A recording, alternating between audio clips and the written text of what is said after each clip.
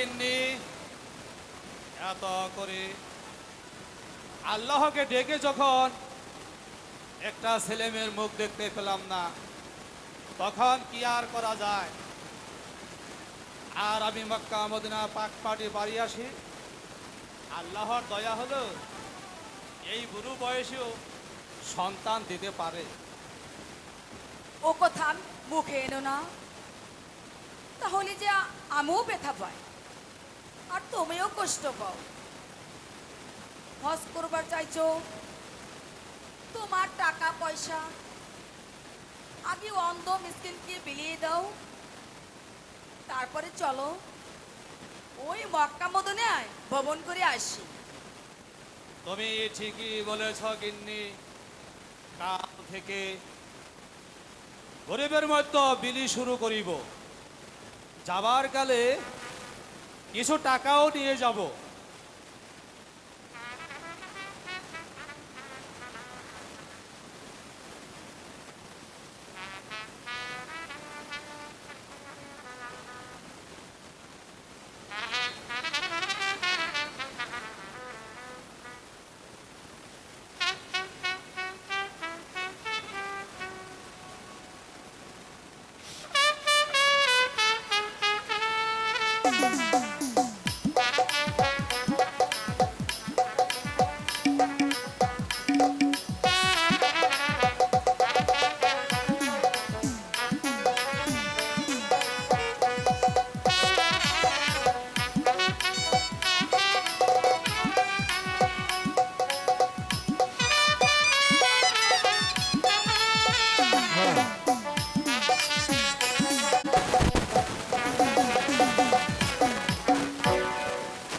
আসসালামু আলাইকুম। ওয়ালাইকুম আসসালাম। কি মনে করে যুবক? আমি বিপদে পড়ি, আপনার আশ্রয় আমি প্রার্থনা করছি। এই পত্রখানাতে সব কিছুই লেখা আছে।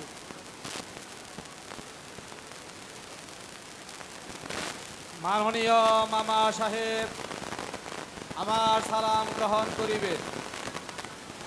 মামানিকেও আমার সালাম জানাইবেন।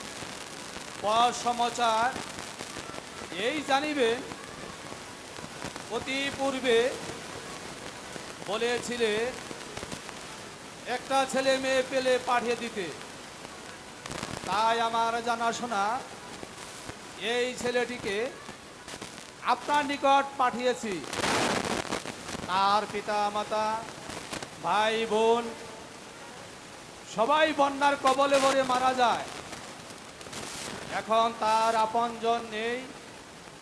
ছেলে মনে করে তাকে গ্রহণ করে সুখী করবেন। ইতি আপনার স্নেহের বাগিনা সেনাপতি আব্দুল রাজ্জাক। ওই বঙ্গরাজ্যের সেনাপতি আমাদের ভাগনা, এ কথা তো তুমি আগে জানো না কেন? জানাবার সময় কোথায় গিন্নি, ভাগিনার কারণে এই জমিদারি রয়েছে। দেখো না, ভাগিনা আমার কত দয়ালু, একটি ছেলেও পাঠিয়েছে। অপূর্ব। তা বাবা, তুমি আমার ছেলে, তোমার মা ডাক শুনে আমার মনটা অনেক শীতল হয়ে গেছে বাবা। মা, এসো বাবা, আমার বুকে এসো। মা, ও বাবা, কি নাম তোমার? আমার নাম তারা মিয়া। চমৎকার নাম তো। চমৎকার নাম তো।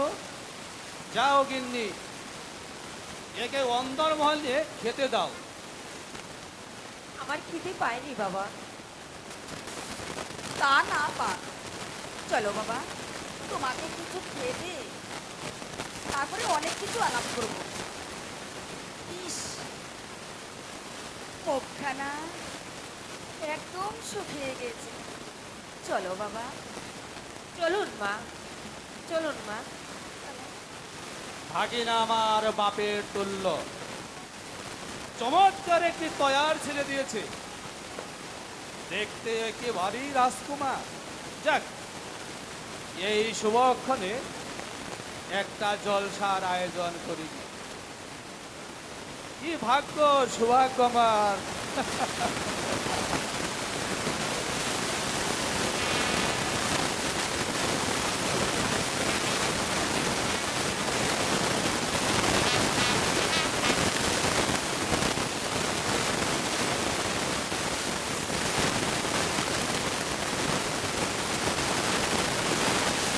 অনেক অনেক পথ ভ্রমণ করলাম। আমি আমি কোথাও তো সুবিধার সন্ধান পেলাম। হ্যাঁ, ওই তো একটা বেশটা দেখা যাচ্ছে। সে কি হচ্ছে? আমার তো মনে হচ্ছে কি একটা এই তো দেখছি।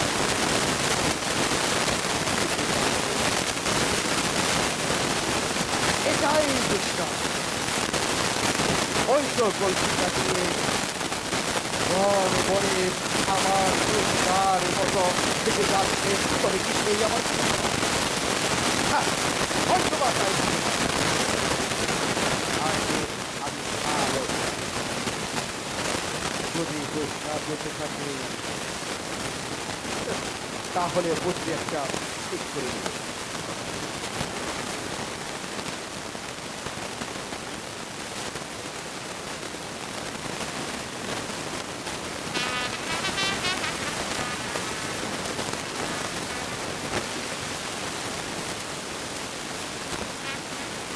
দোস্তা, খাবার তৈরি হয়েছে, তাড়াতাড়ি খেতে দাও, কাজে যেতে হবে। হ্যাঁ স্বামী, এই কয়েকটা বলে তারপর দুজনে একসঙ্গে খাবো। বাড়িতে কি কোনো লোক আছে রে মা? বাড়িতে কি কোনো লোক আছে? তুমি যাও তবু। আমি কিছু চাইনি হুজুর। আমি এই পরগনায় ঘুরে ফিরি আর কাজ করি। আমি এখানে নতুন এসেছি হুজুর। আমি চুল গাড়ি কামিয়ে এই পরগনায় করি। আপনি কি চুল কাটবেন হুজুর? নাকি শেভ করবেন? ভালো কাটতে পারো তো? হ্যাঁ, পারি না মানে আমার নাম হয়েছে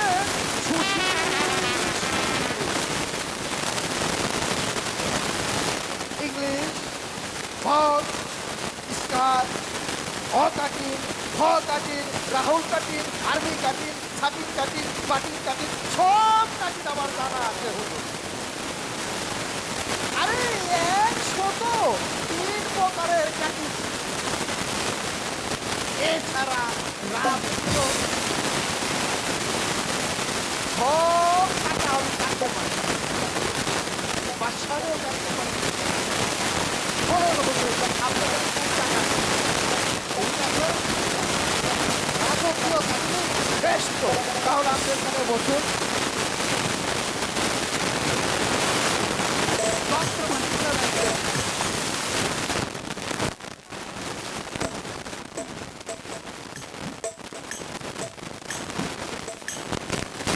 হুজুর, দেখতে টাকা দিবেন, দেখতে টাকা দিবেন। এই যে দেখেন, ভালো করে দেখেন আর আমি কাটি হুজুর।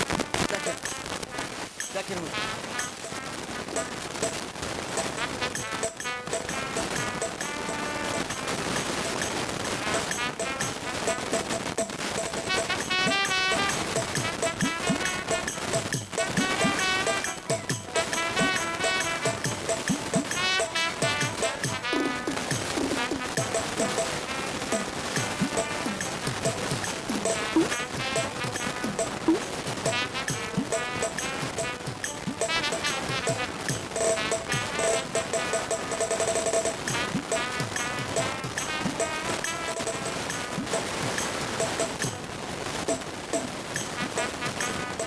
স্বামী, একটু কাটতে কাটতে আমি নদী থেকে আরেক কলসি পানি নিয়ে আসি। একটু অপেক্ষা করো, একসাথেই দুজনে যাবো।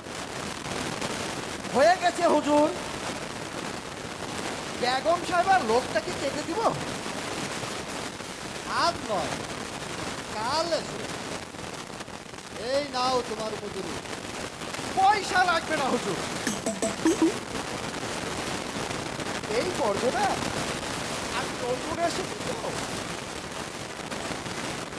আমার ওস্তাদের আদেশ, যেখানেই নতুন যাই সেখান থেকে কোনো পয়সা নিতে পারবো না। তাহলে বেগম সাহেবার লোককে দে, বকশিস নিয়ে দেয় কিন্তু। আগামীকাল এসো। তাই করবো হুজুর, এখন আমি যাই। চলো প্রিয়তমা, একসাথে দুজনে ওই নদী হতে গোসল করে আসো। ঠিক আছে, তাহলে তাই চলো। ঠিক আছে, চলো।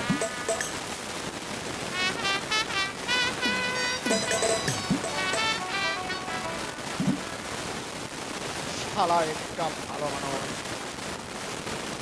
আমি আমি হয়েছি চৌধুরীর পুত্র।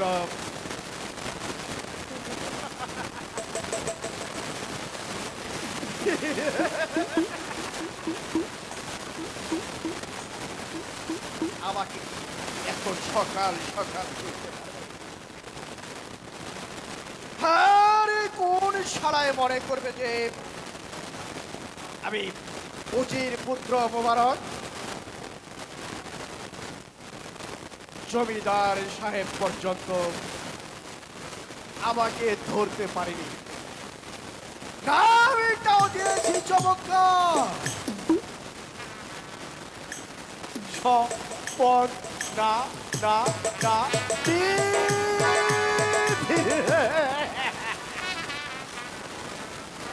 সারানোয়ার আমাকে চিনতে পারেনি, কিন্তু ওদের দুজনকে চিনতে আমার বলো হয়নি। জোশিনা, তোমার জন্য আমি হয়েছি আদি নাপিত, মানুষের চুল কেটে পরগনায় পরগনায় ঘুরে বেড়ি শুধু তোমার ভালোবাসা পাওয়ার জন্য। কারণ আমি ওর লোক কাটতে যাইয়া ভালো করে দেখি, আর সেই সুযোগে আমি জমিদারকে ঠিক করে নেব। জোসনাকে দেখলে জমিদার তো, আরে জমিদার তো ভালোই, তার বাবাও যে পাগল হতে চাইবে। তাতে করে মাল মাল পানীয় রোজগার হয়ে যাবে।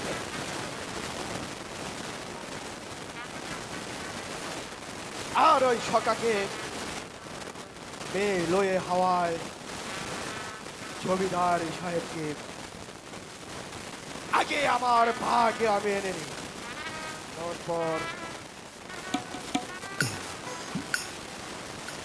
তারপর আমি আমার ভালোবাসার জোশটাকে নিয়ে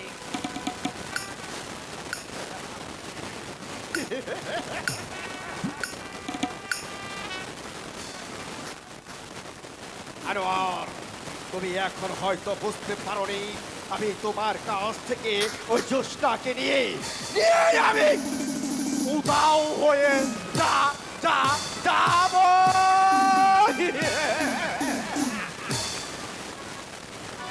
তারপর আনোয়ার তুমি শুধু কাঁদবে আর হাসবে, আর আমি দূর থেকে তাই দেখে কিল কিল কিল কিল কিল কিল কিল কিল কিল।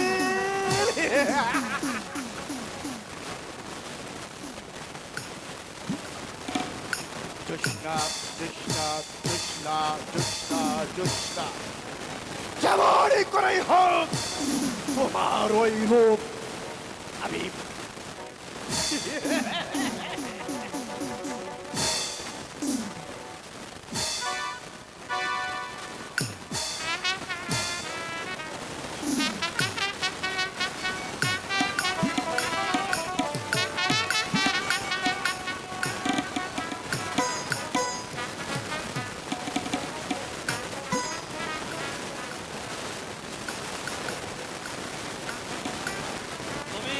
যখন এসেছো বন্ধু, তবে আমার চুলটা তুমি কেটে দাও। আমি তাই দিচ্ছি হুজুর, কিন্তু আজ যে বড় একটা সুখবর নিয়ে এসেছি। আপনিও যদি সে সুখবর জানে, আপনি পাগল হয়ে যাবেন। কি সংবাদ দোস্ত? ভেঙ্গে বলো তো একটু শুনি। আপনার যখন ছেলে মেয়ে নেই, তাই আমি ভাবলাম আপনাকে দেখে শুনে একটা বিয়ে করি। পাত্রীও যে আমি দেখে এসেছি। হলো কি? কিনে শুনলেই বলবে কাকি। এছাড়া ওর একটা ছেলেও পেয়েছি। এখন যদি বিয়ে করি, আর লোকেই বা বলবে কি? বিয়ে করবেন আপনি, এখানে লোকের কি বলার আছে? এছাড়া পরের ছেলে বাপ ডাকলে কি নিজের পরাণ জোড়ায়? বলন, মনের জ্বালাটা দ্বিগুণ আকারে বেড়ে যায়। তাই আমি বলছিলাম কি, আর এমন সুন্দরী মেয়ে দেখতে না জব্বর। কোন ছেলেই না সে মেয়েকে দেখতে বিয়ে না করতে চায়। যেমন তার রূপ, যেমন তার গুণ, একেবারে পরিষ্কারের পরিয়োগে তার কাছে হার মানা। আচ্ছা, তুমি যখন বলছো, তবে মেয়েটাকে একবার দেখিনি, তারপরে না হয় একটা কিছু করা যাবে।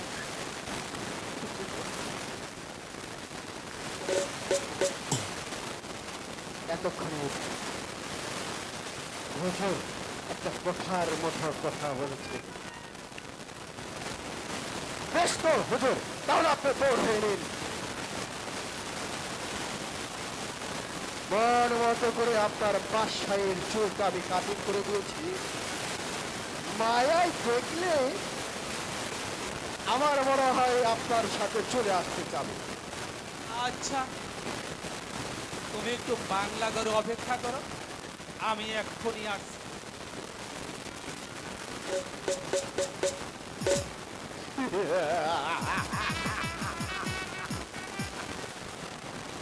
আমার আমার ওষুধ তাহলে কাজে লেগেছে। জোসনাকে দেখলেই কই শালায় একেবারে হুঁশ থাকবে না। তখন পুরোপুরি অতি সহজে আমার কাজটা আমি হাসিল করে দিতে পারবো, আর ওই শালায় আমার হাতের মুঠোয় এসে পড়বে। আর সেই সাথে মাল পানির তো কোনো অভাবই হবে না। তারপর ওই রাজপুত্র আনোয়ারকে হত্যা করব। জমিদার সেজে আমি ওই আনোয়ারকে হত্যা করে জোসনাকে নিয়ে মহাসুখে জীবন যাপন করে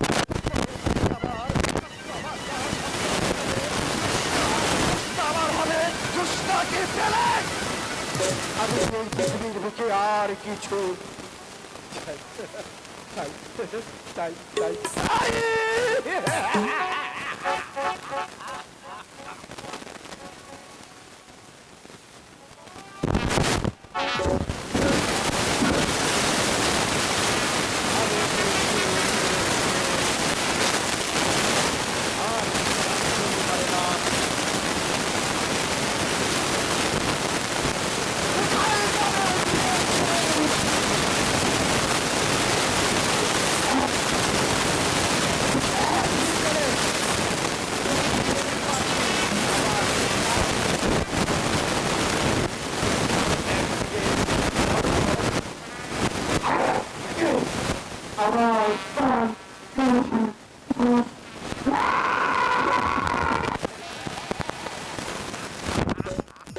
Joshna, Joshna, Joshna. শালা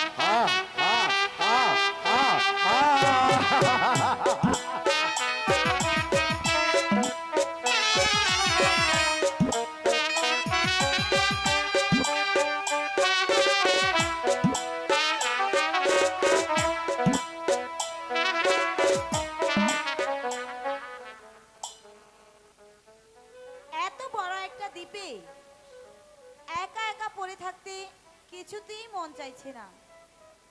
খোদা, তুমি আমাদের সহায় হও, তুমি আমাদের সহায় হও। সালাম বেগম সাহেবা সালাম। কে?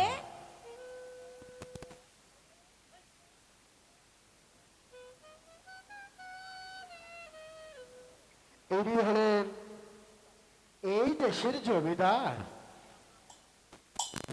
যার এই জায়গায় আপনারা ভ্রমণ করতে এসেছেন।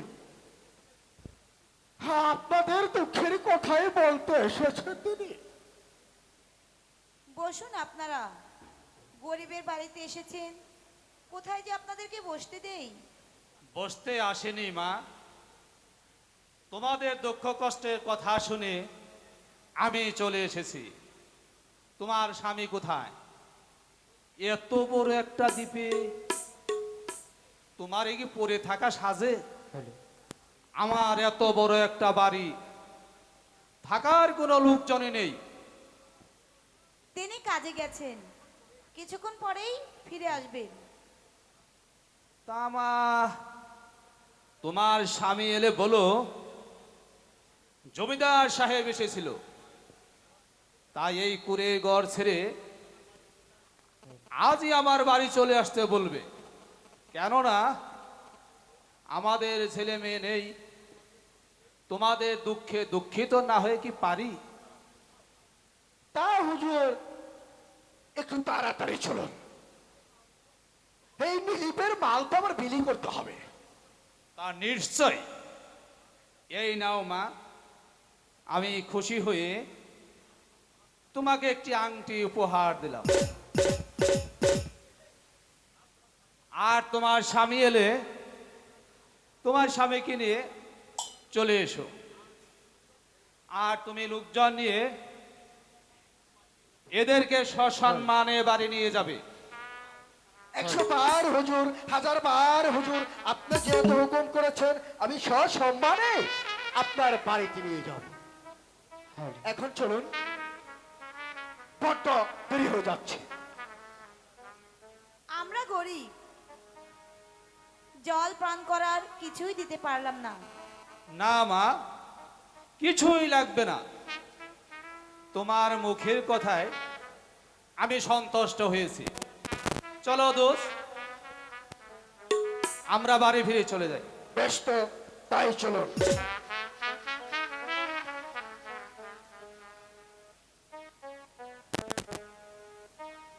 কি ব্যাপার প্রিয়তম, আজ যে তোমাকে বড় খুশি খুশি মনে হচ্ছে। স্বামী, আজ না আমাদের বাড়িতে জমিদার সাহেব এসেছিলেন।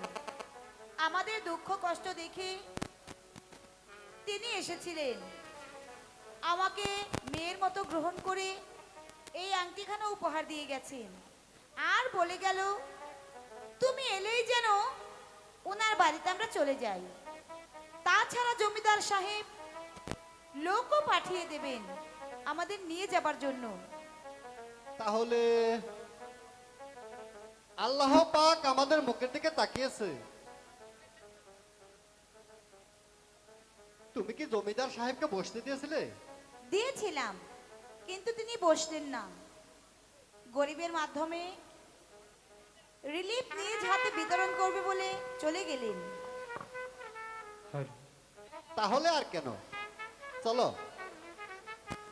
খেয়ে দে তৈরি হয়ে নেই। ঠিক আছে, তাই চলো। ঠিক আছে, তাই চলো।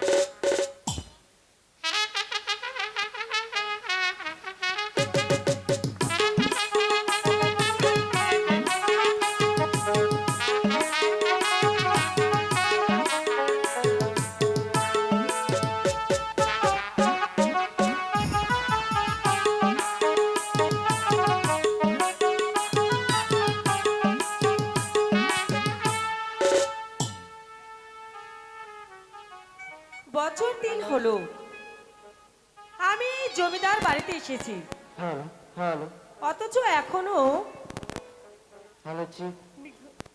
শুধু মিছি মিছি এই বনে জঙ্গলে ঘুরে ঘুরে আমি মরেছি। যার জন্য আমার এত পরিশ্রম, তারা এই বাড়িতেই আছে। জমিদার স্ত্রীর কাছে ভাগ্যে সে আছে। উপহার দিতে চেয়েছিলাম, তা না হলে নয়তো আমি কবেই মরে যেতাম। আজ আমার আনোয়ারকে তো প্রথম আমি চিনতেই পারিনি, কিন্তু কই জ্যোৎস্নাকে দেখে আমি ঠিকই চিনে নিয়েছি। ওই জমিদারের স্ত্রী স্বর্ণের হার উপহার দিয়েছেন। সত্যি সত্যি ব্যাপারখানা কেমন যেন আমার কাছে রহস্য মনে হলো। তোমার বাবার শুধু শিকার আর শিকার শিকার। এই খানা পিনা করতে, ওই খানা পিনা পড়তে কিছুই বুঝে না। চলো খেয়ে দে, তারপরে ভবনে যাব। আচ্ছা মা, পিতার সঙ্গে যে লোকটা সদাই থাকেন সে কে, আর তার বাড়ি বা কোথায়? সে বড় একমাত্র নাপিত। ওই তোমার পিতার সঙ্গে তার খুব ভাব। একজনকে আরেকজনকে না দেখলে পানে বাঁচে না। তাহলে তাহলে কি উনি বাবার বন্ধু? হ্যাঁ, তোমার পিতার বন্ধু, তুমি বুঝে ফেলেছো। চলো মা।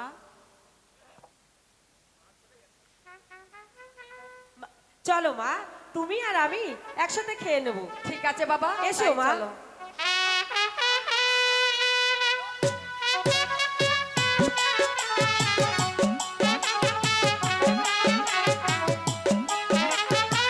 হ্যালো,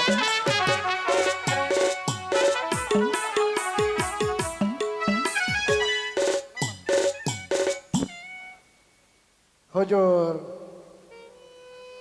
আপনি কি একবার বুঝতে পারছেন কেমন কৌশল করে আমাদের কাজটা হাসিল করতে চলেছি? কিন্তু সাবধান, কেউ যেন টের না পায়। যত কথাই বলো না স্বপনশীল, জ্যোৎস্নাকে আমি বিয়ে করবই। ওই চুক্তিটা আমায় পাগল করে তুলেছে। জ্যোৎস্নাকে আমার চাই। আপনাকে দেবার জন্যই তো তার জন্য রয়েছে স্বপনশীল। কিন্তু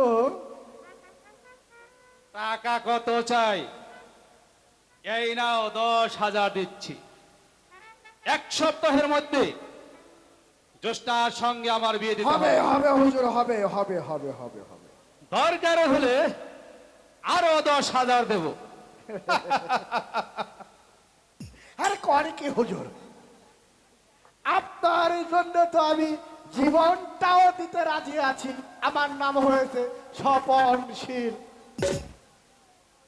আরে খাস কথাটা হলো, যদি জ্যোৎস্নারে পাইতে চান তাহলে যে ওর স্বামীরে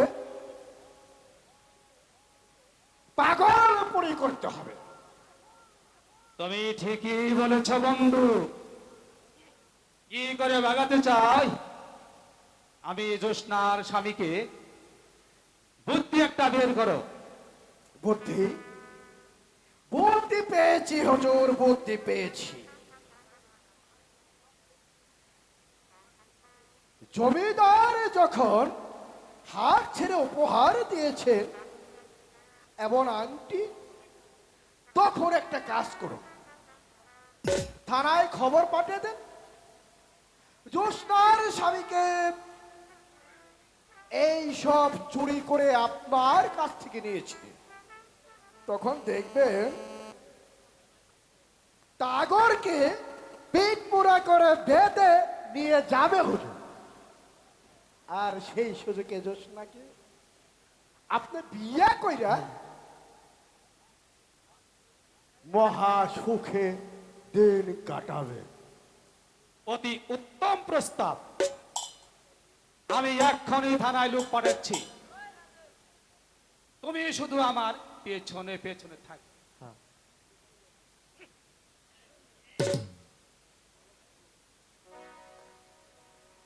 পিছে থাকবো। এই জমিদার, যে জ্যোৎস্নার জন্য রাজ্য ছেড়ে এসেছি বহু জঙ্গলে, জঙ্গল ছেড়ে এসেছি তোমার কাছে, ফকিন্নি চাচার বাচ্চাদেরকে চুল কেটে বেরিয়েছি, সেই জ্যোৎস্না হবে তোমার না। জমিদার,